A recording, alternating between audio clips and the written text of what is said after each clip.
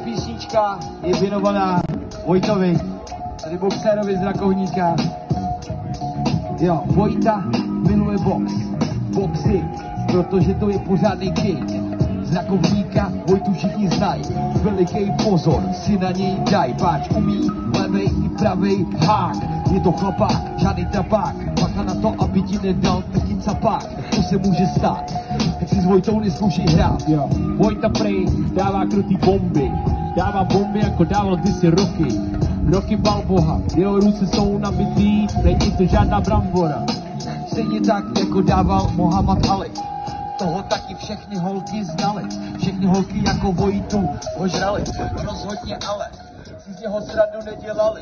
Vojta je boxer, žádnej amatér, tenhle kluk hraje fair, žádný podpásovky to on nedělá, on ho sejme KO a je to OK. Yeah.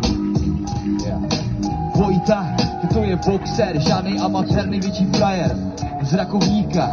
Vždycky z něho pot všude stříká, jak plátí do pytle, hlava nehlava. Jeho hlavní rysová povaha je odvaha. Zvládne první round hravě a pak ti ukáže, co je to pravě.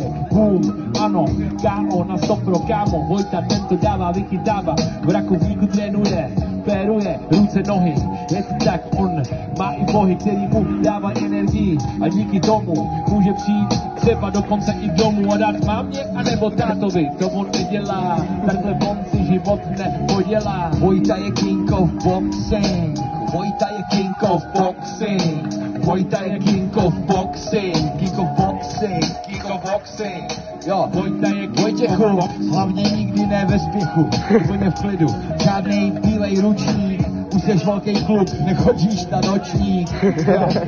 Musíš pěkně rozhejbat, pěkně to rozpérovat, ze strany na stranu, neměj tu obavu, musíš jít dopředu, ale jenom pomalu, občas někde uhnout, další round a další KO, zapsaný to má jasný, my mu přejem štěstí, ať dá pravý nebo levý pěstí. A čeká ho v životě kariéra velká, tančí jako motýl, píchá jako včelka. Čeká ho kariéra velká, tančí jako motýl, píchá jako včelka. Vojta je king of boxing, Vojta je king of boxing, Vojta je king of boxing, king of boxing, jo, king of boxing. To bylo pro Vojtu.